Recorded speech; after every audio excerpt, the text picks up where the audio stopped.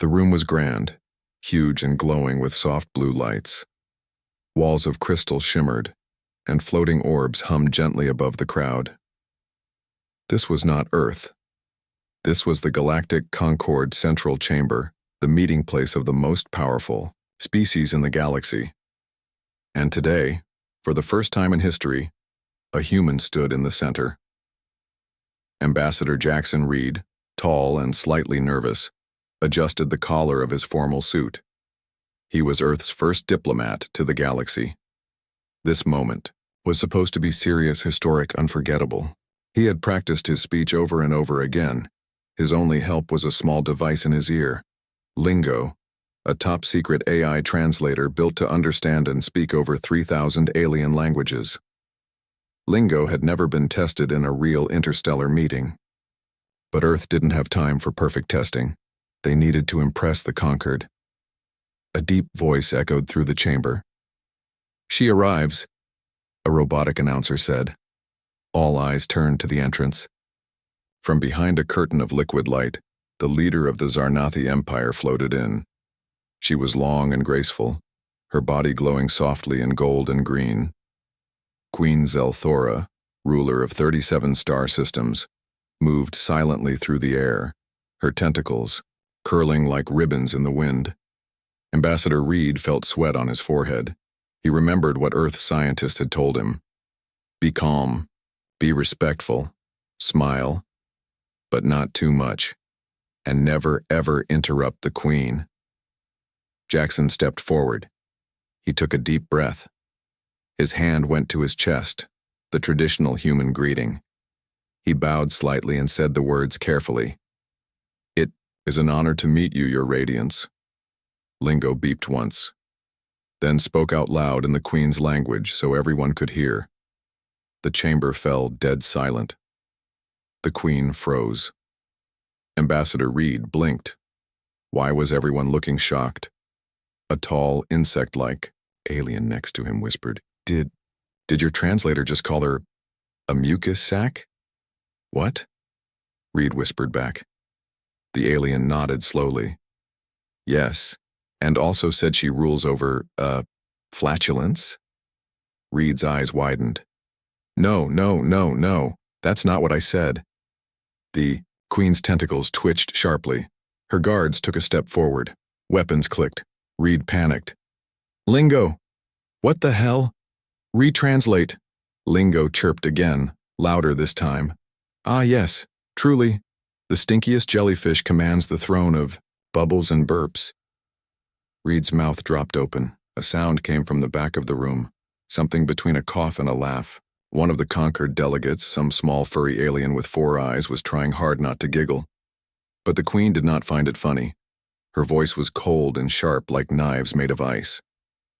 "This is how the humans greet the Supreme Queen of Zarnath." Reed raised both hands.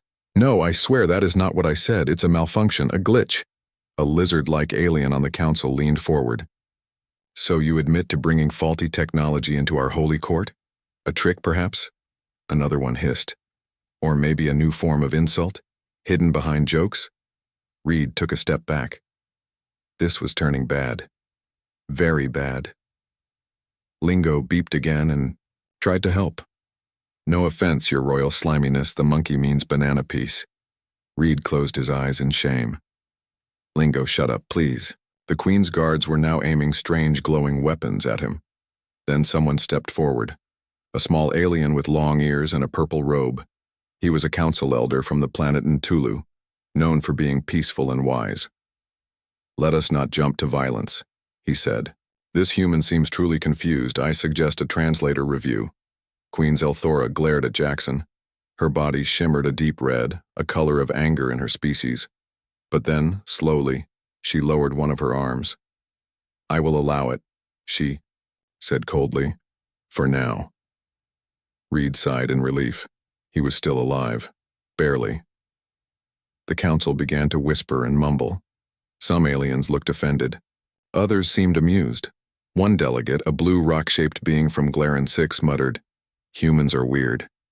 Reed stood quietly in the middle of the chamber, not sure if he should laugh, cry, or run for his life. He tapped his ear gently. Zoe, are you there?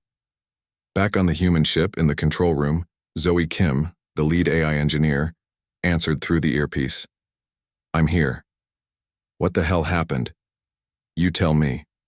Lingo just called the queen a farting jellyfish in front of 300 alien diplomats, Zoe groaned. Okay, that's bad. I'm gonna check the system now. Reed took another breath, straightened his suit, and stood tall again. He had just made the worst first impression in galactic history. But deep inside, a small voice whispered, You can fix this. Somehow. And maybe, just maybe, humanity's first step into the galaxy would not be its last. Ambassador Jackson Reed sat at the edge of a shiny round table in a high-ceilinged room.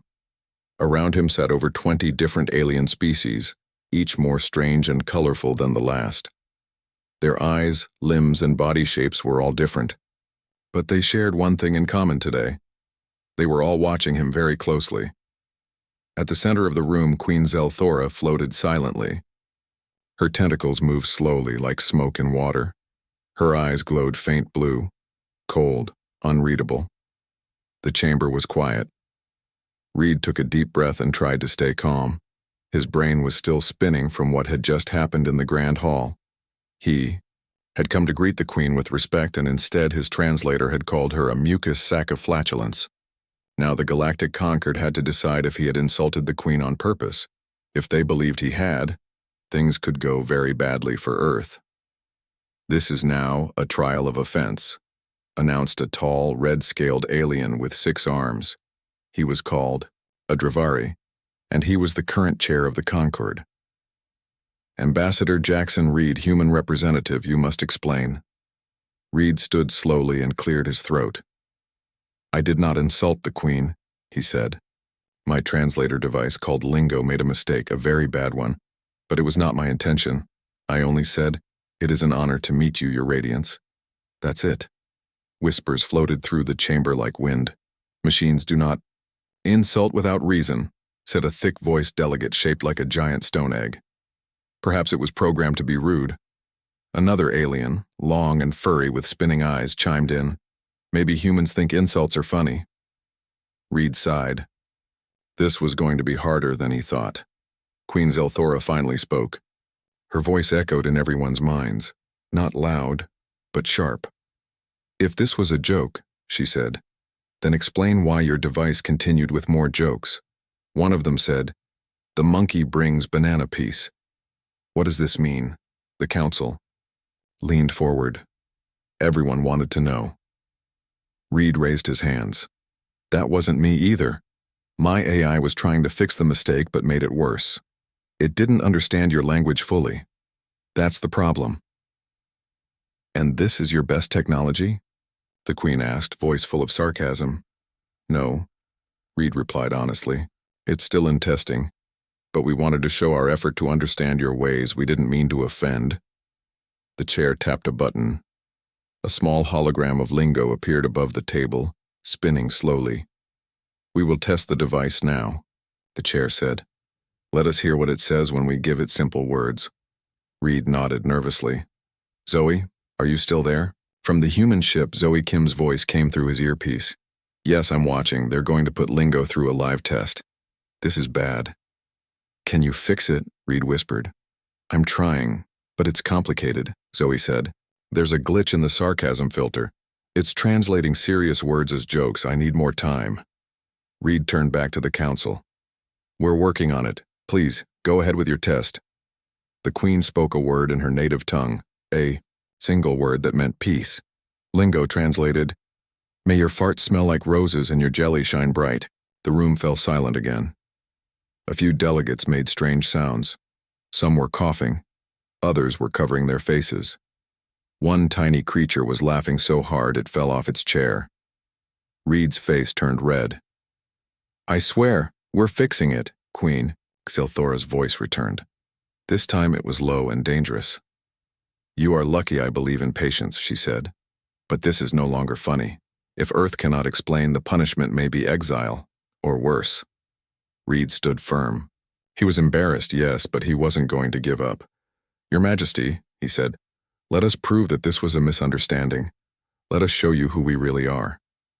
And what are humans? The Queen asked. Are you warriors? Tricksters? Fools? Reed thought carefully. Then he said, we are a bit of all of those, but more than anything, we are problem solvers. The council murmured again. This answer was unusual, but interesting. Just then, Zoe's voice came through the earpiece again. Jackson, I found the problem. Reed looked relieved. Tell me. The sarcasm filter was turned on during your last software update, she said. It was set to match your personality settings. My personality? What does that mean? It means the AI was trying to match your sense of humor. Dry, sarcastic, playful. That's why it turned polite words into jokes. Reed almost laughed. So, it was trying to sound like me? Exactly. I can reset it now. But you'll need to prove it wasn't on purpose. Reed turned to the Queen. May I speak? She gave a small nod. Our AI copied my speaking style without understanding that sarcasm doesn't translate across cultures. It thought it was helping me sound like myself, but it caused offense. I'm sorry. Earth is sorry, Queen. Zelthora looked at him in silence, then she asked, Can it be fixed? Yes, Reed said. We're fixing it now. There was a long pause. Then the Queen turned to the chair. I will wait, she said, but Earth is now on thin ice. The chair nodded. Very well. You have 1 solar cycle to correct the translator and explain your culture properly. After that, we vote. Reed let out a long breath. He had just bought Earth some time. As the meeting ended and the council began to leave, the same small furry alien from earlier walked by Reed and gave him a thumbs up. Best first meeting ever, he said, grinning. Reed couldn't help but smile. Yes, it was bad, but maybe, just maybe, there was still hope. Ambassador Jackson Reed walked quickly through the glowing corridors of the conquered tower. Bright symbols floated along the walls, showing directions in hundreds of alien languages. But Jackson wasn't paying attention to them. His mind was focused on one thing, fixing lingo before Earth got kicked out of the galaxy. Next to him floated a strange jelly bean-shaped alien with 10 eyes and squeaky wheels. This was Plib, a xeno-engineer from the planet Vooch. He had volunteered to help examine the translator. You humans are weird, Plib said cheerfully. But I like weird. Weird is fun. Jackson sighed. We're not trying to be weird. We're just trying to survive. Plib gave a wobbly laugh. Same thing, friend. They entered a clean, round lab room with clear walls and floating tools. Zoe Kim's face appeared on a hologram above the main console. Welcome to the crash site, she said, where sarcasm becomes a war crime. Please tell me you've made progress, Jackson asked, rubbing his forehead. I've made more than progress, Zoe replied. I've found the real cause of the glitch. Plib rolled up beside her hologram and squinted his 10 eyes. Show. Us, he chirped. Zoe pressed a button.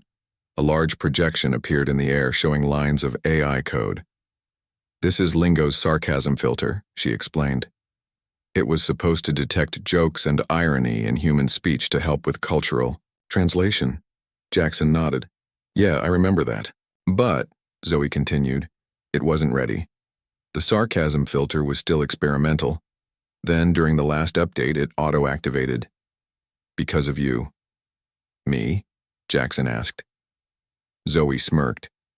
Your psychological profile was uploaded to help personalize the AI's tone. You joke when you're nervous, you use dry humor. Lingo started copying your speaking style and thought sarcasm was your main language. Plib blinked, all 10 eyes. Ah, so the machine tried to be a funny human and failed, Jackson added. Zoe nodded. It turned respectful greetings into insults. The AI didn't know that sarcasm doesn't work well with direct translation. Species. Jackson groaned.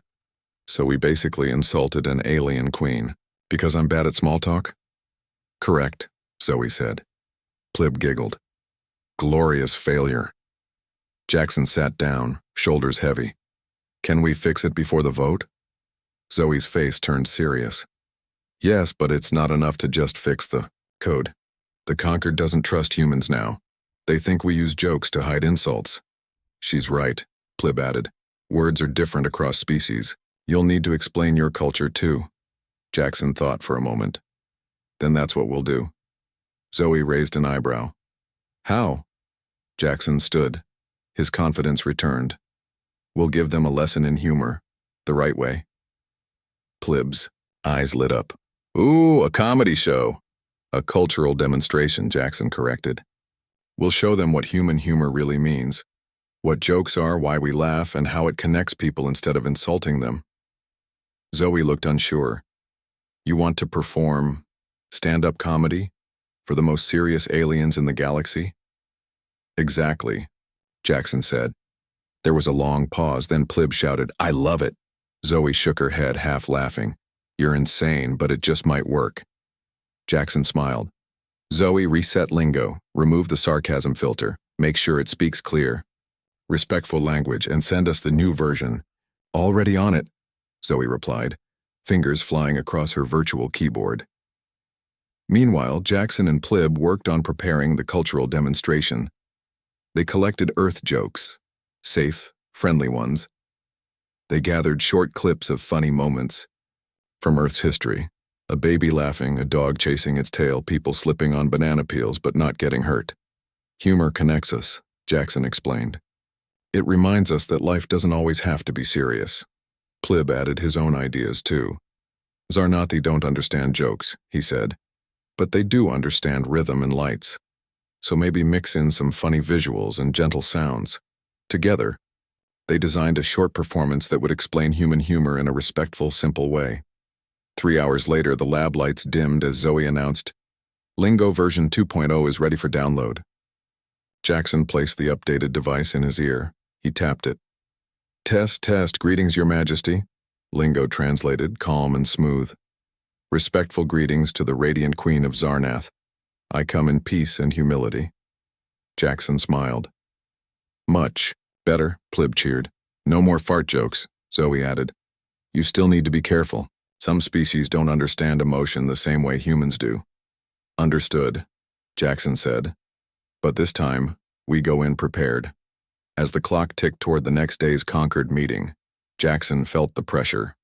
One wrong move could ruin Earth's future in the galaxy. But something inside him had changed. He wasn't just trying to fix a mistake anymore. He was ready to teach the galaxy what it means to be human. The Great Concord Hall was full again. Aliens from every corner of the galaxy filled the crystal seats. The ceiling above showed the stars, real-time views from dozens of planets. But today, all eyes were focused on the small stage in the center. This was no trial. This was a cultural presentation, Earth's final chance to fix its reputation after Lingo's embarrassing failure. And standing on the stage, straightening his suit and wiping sweat from his forehead, was Ambassador Jackson Reed. This is either going to save Earth, he whispered to himself, or get me banned from the universe. Beside him floated Plib, the 10-eyed jelly-bean-shaped alien. Plib wore a shiny bow tie and held a small remote in one of his little mechanical arms. Are you ready, human friend? Plib asked with excitement. No, Jackson admitted, but let's do it anyway. Queen Zelthora sat high above in her golden shell-like throne, watching in silence. Her face was unreadable. The rest of the council leaned forward in curiosity. Jackson stepped up to the mic. The translator in his ear, now fixed and sarcasm-free, clicked softly. He began. Honored delegates of the Galactic Conquered, Queen Zelthora, and friends from many worlds. I am Jackson Reed, human ambassador, and I want to talk about something strange, something powerful. He paused. Laughter. The room remained silent. A few aliens tilted their heads. Jackson continued. On Earth, laughter is more than noise. It's how we connect. It's how we survive pain, confusion, even fear. We laugh when things are good and sometimes when things go very wrong. He smiled slightly, remembering the Queen's confused expression when Lingo called her a jellyfish. A few aliens blinked slowly. We want to show you, he said. Please enjoy this short presentation. He nodded to Plib, who pressed the remote. The lights dimmed. A hologram filled the chamber, showing a baby laughing uncontrollably while playing peekaboo. The sound echoed warmly through the hall. Then came clips of puppies chasing their tails, a cat jumping and missing its target, and people slipping harmlessly on ice. No words, just natural moments of silly, joyful life. The aliens watched in silence at first. Then a delegate from the floating gas world of Ethora let out a high-pitched whoop, a sound of amusement in her species. Another alien made a soft clicking sound.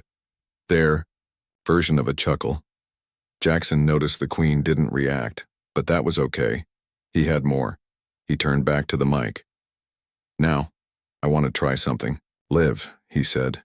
He cleared his throat. 3 aliens walk into a spaceport. Plib looked nervous. "Maybe don't start with that one." Jackson smiled. "Okay, let me try this instead." He walked across the stage with slow, exaggerated movements. He picked up a cup of water, pretended to sip, then dropped it in fake surprise when it floated upward, thanks to Plib's small gravity trick. Several aliens gasped, then laughed, softly at first, then louder. Plib pressed another button. The lights blinked with silly sparkles. Funny hats appeared on the heads of the delegates using light projectors. A few started giggling in their own strange ways. A tall, grumpy-looking alien made of stone muttered, "What is this nonsense?" His neighbor, an octopus-shaped diplomat, smiled with all 4 mouths. "It's called humor." Jackson then showed a short animation. In it, a cartoon human astronaut tries to eat alien food, but the food keeps jumping off the plate and running away.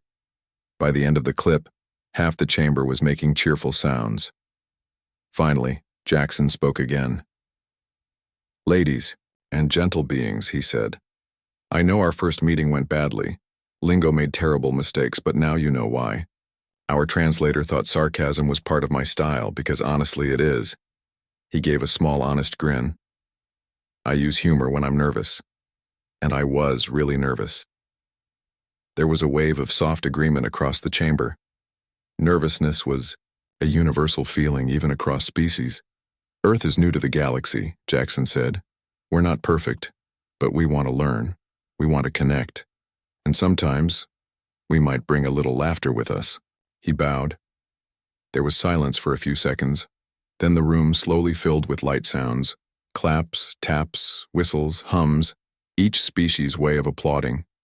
Even Queen Zelthora raised one glowing tentacle. She did not smile. Her species couldn't, but she spoke calmly.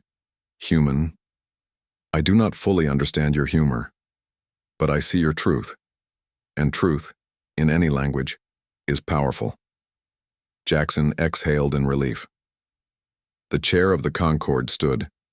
"Let us vote now on Earth's request to join the Concord as a provisional species." The room went dark for a moment. Voting lights blinked. A soft tone rang out.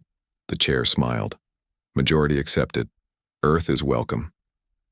Cheers broke out in a dozen different sounds and shapes. Jackson looked up at the Queen. She gave a single nod, silent but respectful. Plib jumped into the air and spun in joy. "We did it, human friend." Zoe's voice came through Jackson's earpiece. "You actually made them laugh?" "Incredible." Jackson smiled. "No more fart jokes, I promise." "Well," Zoe said, "maybe just 1 or 2. 1 week after the performance, Earth officially became a provisional member of the Galactic Concord. The ceremony was held inside the Celestial Dome, the highest and most honored room in the entire Concord Tower. Its walls were made of transparent crystal, showing stars and planets floating in deep space. A golden light danced above the center, marking the unity of the member worlds. Ambassador Jackson Reed stood at the center platform, wearing a formal suit stitched with Earth's flag. His translator, Lingo 2.0, rested calmly in his ear. Polite, accurate, and thankfully free of sarcasm. Across from him stood Queen Zelthora, surrounded by her advisors. Though her face showed no emotion, her tentacles moved gently, a sign of acceptance in her culture. On the other side floated Plib, now wearing 2 bow ties because, as he put it, this is double the occasion. Zoe Kim watched the event from Earth via live stream. "Jackson, she whispered through his earpiece. Don't say anything weird. No promises, he whispered back with a smile. The galactic chair, a tall Dravari with shimmering red scales, stepped forward and held up his 6 arms. Let it be known, he announced, that on this cycle, Earth, homeworld of humans, joins the conquered as a young species of growth, curiosity, and yes, unexpected humor. A soft wave of alien laughter passed through the crowd. Ambassador, Reed, the chair said, step forward and accept Earth's welcome stone. Jackson approached the glowing pedestal in the center. A small floating crystal rose up and hovered in front of him. This was the symbol of trust, a key to enter conquered meetings and vote on interstellar issues. As he reached out, a small screen lit up beside it.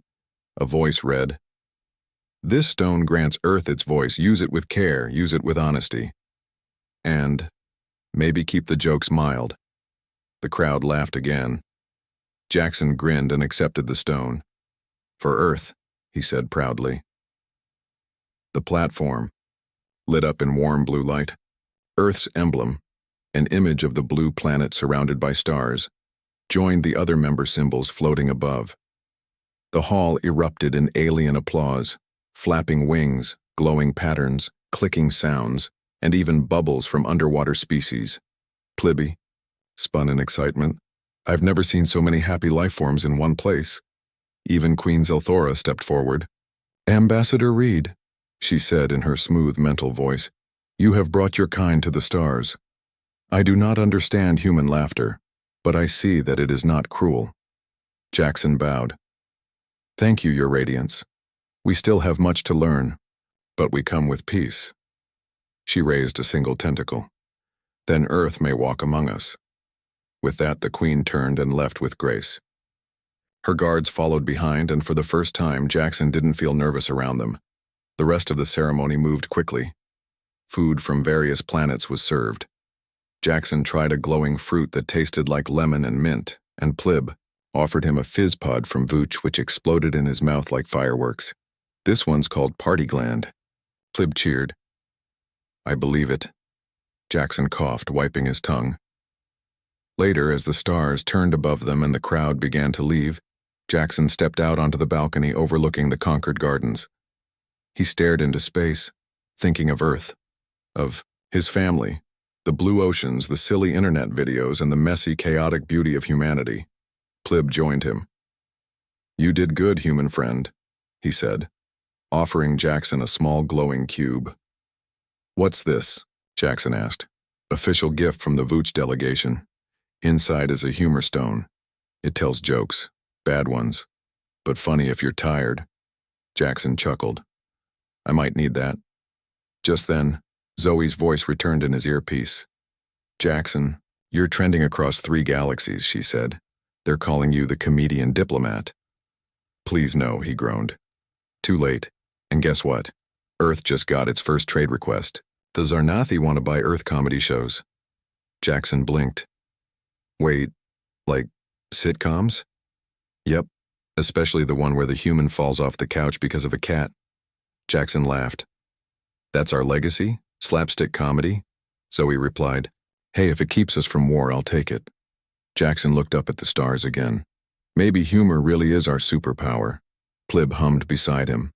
Laughter is the shortest distance between strangers. Jackson smiled. Did you just make that up? No, Plib replied. I heard it on human internet, I like it. Jackson looked down at the glowing stone in his hand, the symbol of Earth's voice in the galaxy, and then back up at the stars. We made a mistake, he said quietly. But we turned it into understanding. Maybe that's what being human means. Plib nodded. Mistakes, learning, banana jokes. They both laughed. And for the first time in history, laughter from Earth echoed among the stars, not as an insult, not as confusion, but as a welcome sound in the universe.